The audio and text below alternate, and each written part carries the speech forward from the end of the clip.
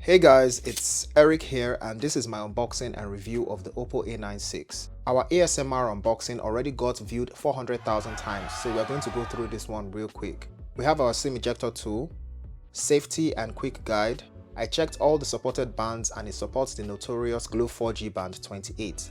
We get a transparent TPU case and then our device wrapped in plastic.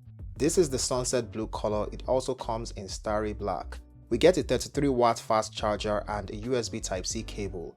It has a screen protector already applied. You can take it out and replace with a glass one instead.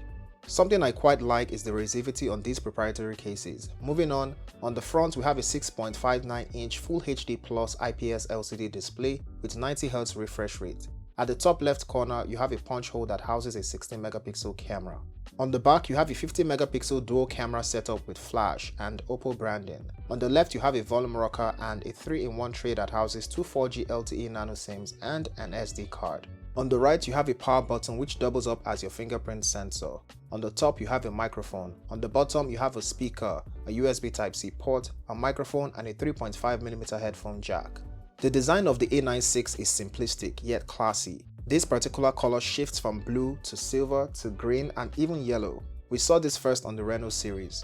I definitely prefer it to the black variant. OPPO says it is fingerprint and scratch resistant, but when I go up close I can definitely see the prints. You most likely will be using the case anyway. The A96 is neither heavy nor light. The dimensions are perfect for average size hands, and for people who love to multitask, typing with one hand is pretty easy. My typing skills are legendary if I do say so myself.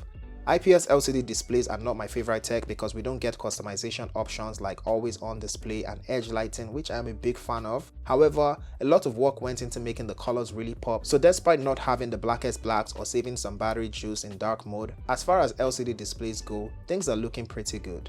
To compensate for that, you have the option to switch between 60Hz and 90Hz refresh rate.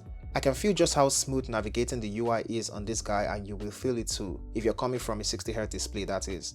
OPPO A96 comes with 256GB UFS 2.2 storage and 8GB of RAM. In addition, we get up to 5GB of virtual RAM, which is actually partitioned off from your available storage. We are running on Android 11 with ColorOS 11.1, and we do get quite a few customization options that help the end users make their phone truly unique. Modifying icons and text to different shapes and sizes, some things that are similar to what we get from the Android 12 material use signature. You have dark mode on here, and I actually paused my recording because the black looked so black that I needed to take a step back and look at it from an awkward angle just to make sure that it was an LCD display. Moving on, the A96 uses Snapdragon 680 octa-core CPU clocked at 2.4 GHz. Performance-wise, this phone is able to handle most tasks fairly well, from browsing the web to social media. The fingerprint sensor is pretty snappy and the Face ID works in every lighting condition, a little aggressive because it unlocks with just your side view. Here's how the dual speakers compare side by side the single speaker on the A93.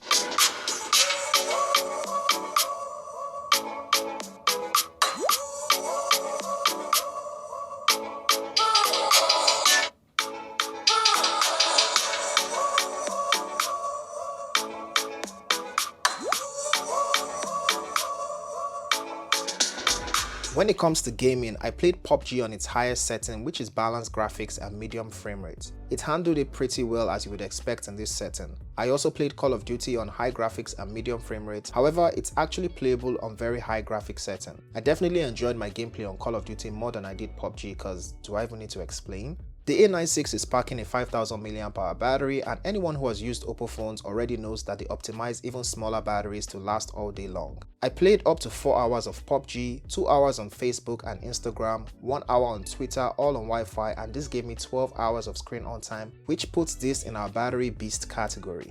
Battery life is not an issue today with many mid-range phones, but it's always good to see batteries pushing more than a full day of use. It took me 1 hour and 15 minutes to charge from 0 to 100% with the fast charger that came in the box. Let's move on over to the camera. I love how there are two primary cameras. It's almost like OPPO is trying to say no to multiple lenses shenanigans. To get to the 50-megapixel mode, you need to tap on the icon top right.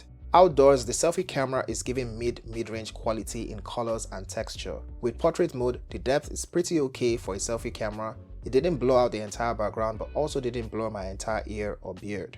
The primary camera in comparison is very sharp and very saturated. With portrait mode, the depth sensing is respectable and this translates to photos taken indoors. Not a lot of mid-range phones are able to produce nice dark skin tones. Dynamic range is so-so, and this is where Gcam has to come in cause look at the difference. Gcam also takes the selfie camera from ha to hallelujah. Even photos literally taken under a ray of sunshine are perfectly exposed with Gcam. Although there are instances like night mode where the default camera captures more details. It records videos in 1080p from the back and selfie camera.